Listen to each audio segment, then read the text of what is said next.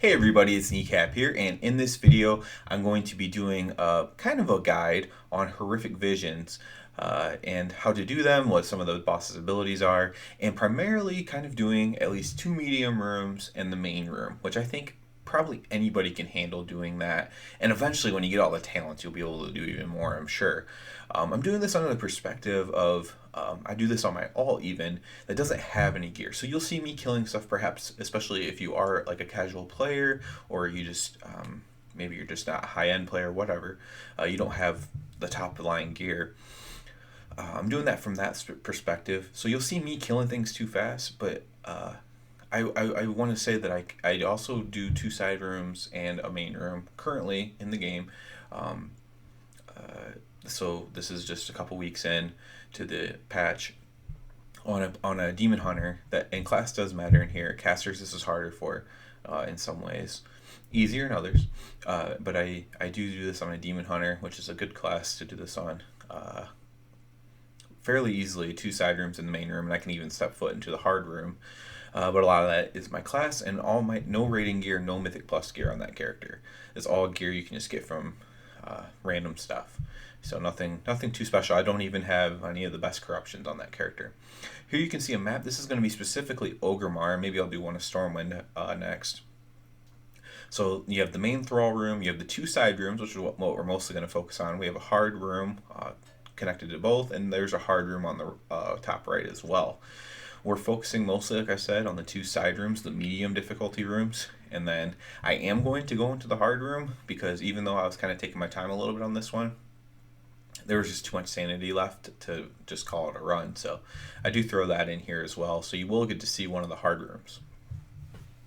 You use your vessels to activate this. Those are 10,000 coalescing essences, or you get those from doing the major assault each week. When you get in, speed is your friend here. Have a plan of where you're going to go. If you are in casual news, etc., or you don't have a great class to do this, you're probably not going to do a big pull like this. Because I had a nice proc of wings there, I actually am not going to pop a cooldown because it basically is a cooldown.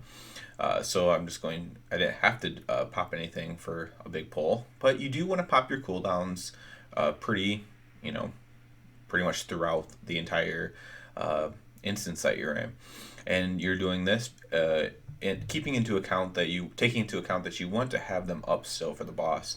So these are the first two guys that have something that I should mention here. So they each have an ability. And the same two abilities. One is a charge. They don't charge you if they're right next to you. And then it's a frontal. And the other one is an interruptible fear. So you can interrupt the fear. You can stun them. Almost everything in here is stunnable. But those guys, especially if you're starting out, could be a little bit of trouble for you. Especially if you're ranged, because they do charge you as well. So you want to be careful of that charge stun. And you want to be careful of the fear as well. These are the shaman. These are the things I main target in this room. They can basically summon a totem that pulls you in, which you'll see in a little bit. One of them gets a totem off, and those can be an issue, so I like to take those out.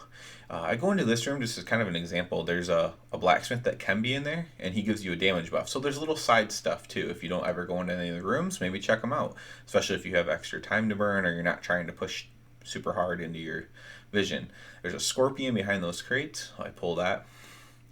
Do kind of a big pull here and go back for the shaman.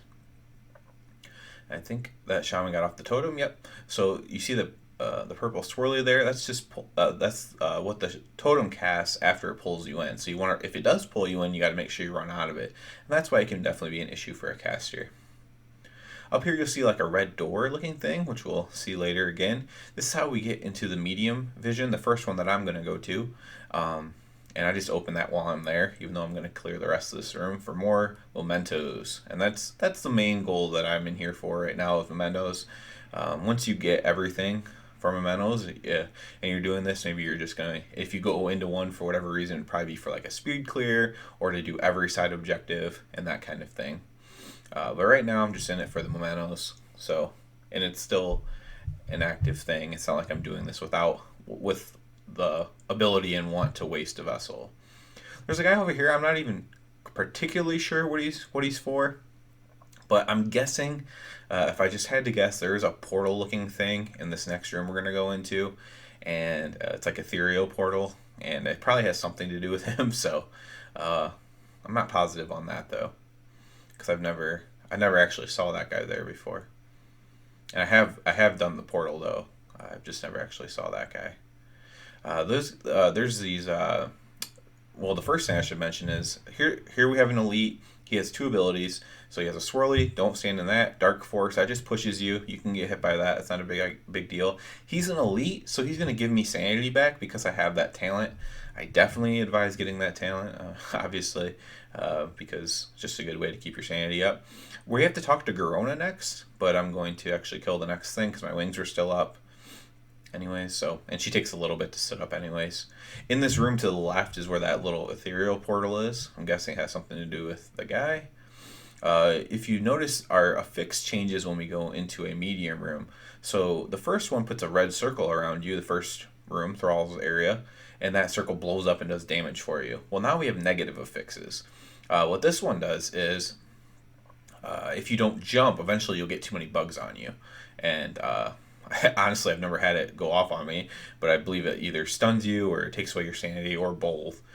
So you just have to make sure you jump periodically. Every once in a while, you'll see one pop up in the top right of my screen, and just jumping will take that away. Right there, actually one got up to the top left of my screen as well. When we go in this room, we just have to kill this guy. You can actually start damaging him before he even gets out. Though I'm checking in the rooms just to see if any of the memento chests are in the rooms. Again, those are from a talent. To be able to see the chests, you do need the talent. So my sandy's getting a little bit low here. I did not mean to pull that, unfortunately. I wanted to open that door first. So unfortunately, I have to kill this group as my sandy's going down. Ideally, I would have opened that door, opened the other door, and then probably pulled them anyways. But because of the order in which things happened, I did have to waste a little bit of time here. Every little bit of time counts. So I go open one door. I probably had enough time to go open the other door, but just to be safe, since I knew I was recording this for the purpose of helping out, why would I, or making a video for, I should say, why would I risk losing it all, losing the run that early? I do have the talent that it would have restored me to half sanity anyways, but again, just kind of a waste of sanity. I checked this room for a chest. I believe there's only 2 chests in the side rooms, as there's 3 chests in the main room. But yeah, so this is an elite, so it's going to give me sanity back. I'm already at full sanity, so that's not super helpful. And this boss has 2 abilities. So there's a shield that it puts around itself. That's the one Thrall gains. You have to DPS through that shield. It's a decent amount of damage you have to do to get through it. The other ability is the one that's harder to avoid, though. And that other ability, you didn't get to see it there because I killed it too fast, and I just bubbled anyways, just to not deal with anything. But the other ability is basically these void bullets that come out. You saw me looking at a door. That's to get to the top right hard vision. If you click on that totem, it kicks you back. But I do want to go over the other ability on that boss. So these void bullets are going to come out at you. And the best way I've found to deal with them is at range. Kind of make a big circle around the boss. You can also double back to kind of like trick the bullets a little bit. So my Demon Hunter, if I fell rush, wait for the next wave, fell rush, and then just kind of run back the opposite direction that I was just going in a circle of, so kind of like a half circle, then a quarter circle back almost. I found that avoids it every time. Each class can have different ways to deal with that. As a rep paladin, you would almost have to have Cavalier to do it, honestly, to actually dodge them. So bubble is a good idea there. This elite, which again is going to give me sanity back, has its own abilities as well.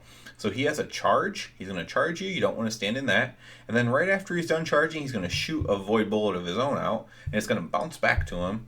And you want to be careful of the bounce back as well. Your little helper guy here will open this, or let you through the flame thing. And now we're in this room. We're saving the shaman. So in the first room, we were evacuating the citizens. In this room, we're saving the shaman. So we're gonna have to click on all the shaman totems in here. Those light up on your mini maps. Those are easy enough to find. I'm going to go around the whole thing because I'm just clearing everything. You don't have to clear everything. That's something important. If you just want to get the bosses to get the chests and to get the side loot, to get your pages, to upgrade your cloak. You don't have to clear everything. Clearing everything just gives you some more mementos, that's all. By no means you have to clear everything. I do advise, once you get the chest talent, where you can see the treasure chest, to at least clear around those, but you definitely don't have to clear everything. In fact, you can skip as much or as little as you want that you can skip around. I don't know what all can see stealth. I don't have a stealth character that I do this on right now.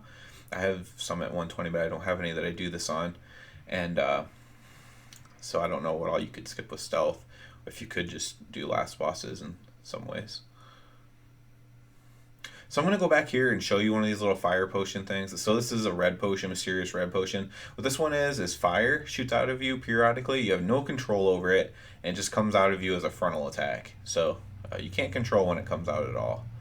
But it's something, you know. I don't think it's that much damage. Honestly, I don't normally pick them up. I just kind of wanted to show that it existed, kind of thing. So again, I'm doing a full clear here. You'll see some bugs piling up on me. There are a lot of good screen effects, kind of show you what's going on. Basically, if your screen changes at all, it's not good. So the bugs, you jump. If it's purple, you're probably standing in something. Or in the hard room, there actually isn't a fix that turns your screen purple as well. And you're about to be standing in something. So either way, I suppose it has to do with standing in something. So another totem got summoned there. Obviously, as we're in the shaman area, that makes a lot of sense. We'll go over and pull this side pull. This is another one that can, actually this one can't be skipped because it has a totem in it. So that's a not true statement. Fire breath doesn't do much. You'll see my sanity starts to get a little bit low here. And again, I'm a little bit cautious. The boss will give me sanity back. For this one, I'll start talking about the boss next, actually, just so I'm not talking about the boss into the next room. So this boss has Hopelessness. That's the main ability. Other than that, you're just avoiding these tidal waves that are going to be crashing from the sides. Hopelessness is a 10-second silence. And what it does, though, is there'll be a patch of light on the ground, and that patch of light will unsilence you. You'll actually get to see this when I fight Thrall, but for the sake of this, just me hurrying through. Again, as a paladin, the best thing you can do here, especially if you have the DPS, to kill him in one Hopelessness, is just to bubble and not worry about it. So I don't have to worry about the waves or anything there. But you'll actually get to see that mechanic. You didn't get to see the void bullets on the first side boss, but you'll get to see that mechanic when I fight Thrall, because you can't, well, at least I can't kill Thrall in that quick of a time. So I'm at full sanity now. I still have an orb, and I still have my ability that resurrects me, so I'm not going to go to Thrall right now. So you kind of get a bonus here of seeing a hard vision as well. So we'll go to the door of the hard vision up here. Hard is just what it's hard difficulty. It's not necessarily hard. So you see the screen turning purple here? That is the affix. These puddles come out and they disorient you for 2 or 3 seconds if you step in one. And if you just keep running, you will step in one pretty much every time. I think there is a small chance that the opening could be where you're facing. I'm not sure if that can be the case or not. I don't know that it ever has for me. It's usually to my left or right. Maybe it's always to my right. I don't know. I guess watching this, I might be able to find out if it's always in the same place or not. But you don't want to, typically, in my experience, continue to run straight, or else there'll be some issues here. Let's see where this one is. That one's to my left. So it can definitely be to the left or right. I don't know if it can be behind you and in front of you as well, but maybe we'll see that answer as well. Here we have 2 casters, along with just the normal guy that puts the purple swirly on the floor. So I'm focusing on the casters. And so it's going to go off again here. That time it was straight in front of me, so you can get lucky and have it be straight in front of you, apparently.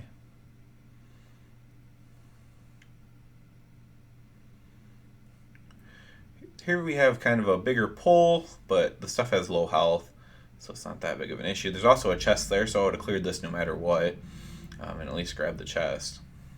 There it goes. It was to my right that time. grab the chest. The next thing's an elite. I actually end up standing in something, so it doesn't end up mattering that it's an elite that much. I don't pop my wings because he doesn't have that much health. But again, if you, let's say you chose to do this instead of a medium or something, then that could be useful to you. To use a cooldown there, that is. Like I didn't use my cooldown. Any elites worth using a cooldown on.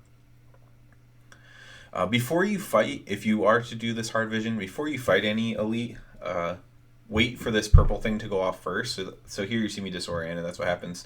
And then my little helper, my little NPC, attacks the next group, which is just not good, as you see how low my sanity is here. The purple on the sides, that's your sanity going away. So I'm able to actually, so I'm not too worried about it, because again, if I do die, or I'm not going to die, but if my sanity runs out, I do get put at half sanity. It doesn't happen, but very close. Darn NPC. So I'm going to put my little thing down. I'm at probably like 10 sanity or something at that point. So I'm out of orbs, but I still have my resurrect left. My resurrect of sanity and health. And then I kind of treat this like the boss, even though it's not. If you look at the bottom right, you can see 87% cleared. This is just the last mob. It just happens to be elite. And I actually like to pop my cooldown here just because I don't like his ability. So he throws me, and then I don't know if there's a way to dodge that throw or not. Honestly, I have never. So he throws you, and then he tries to jump on you. The jump you can get out of real easily. So if you're smart, you wait for this purple thing to go off before you engage the boss here. As you can see, I'm pretty much still at 100% sanity. This one goes to my right, which I'm able to dodge. And then this is the ability Thrall gains. It's a frontal. He has that ability anyways, or ability similar to that on his own. And then this guy also has an AoE, and he also summons ads. And there's also purple swirlies. So this boss has a lot. That's why it's technically a hard zone. That's me getting hit by a frontal, standing in the purple because I'm stunned, and then losing sanity. So you kill him, then you're done with the hard room. Got another purple thing coming here. And now I'm still at almost full sanity, and I still have my resurrect. So what I would technically do is go into the other hard room and at least maybe get the chests, or at least one chest. But since I'm not going to push my luck here, go a little bit more cautious, we'll go to the Thrall fight, which is going to be more interesting anyways.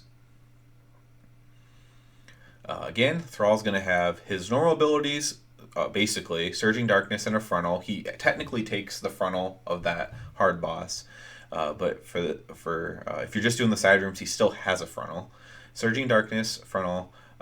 He's going to have the bubble you have to break through. That was on the right room. And he's going to have the hopelessness from the guy on the left room. And you'll get to see all those mechanics play out here. So here's his frontal. His frontal will not leave the patches on the floor. So there's hopelessness. It's just easy. It's going to be about 8 yards away. There's Surging Darkness. He's combining it with a bubble I have to break. So that's a little bit rough. So now I had to run out of the middle, because it'll be first the outside or first the inside's clear, one of the two, and then it'll be the opposite. They'll switch. There's a hopelessness into a silence. Here comes a frontal. I think I get hit by that one. Yep. I only lose 30 some sanity, so not a huge deal. Here comes another surging. Middle's still clear, so that's good. And go to the outside, and that's Thrall. So I still had quite a bit of sanity left there, even though I got hit by something. I still have my resurrect. In an ideal world, I would have went and did a little bit more there. But yeah. So hopefully this was helpful for you. So now I'm going to get 4 chests. If you do 2 side rooms, you would just get the 3 chests. But you'll eventually be doing 4, and you'll eventually be doing a full clear. Because once you get all the talents, it becomes so much easier. I have quite a few of the talents already, and it's just, that's why I'm able to do what I can do solo. I will say, this is mostly for solo people, but it is easier to do in a group, a really solid group, and all working together, you can do things more efficiently. But I like to do it solo personally. I will show you my talents real quick here. And there I just go down the left side for the solo spec, basically, and then the good talents in the middle and the bottom, and then eventually I'll fill in the right side. So please subscribe to my channel if this video helped you out at all. And other than that, everybody have a good one.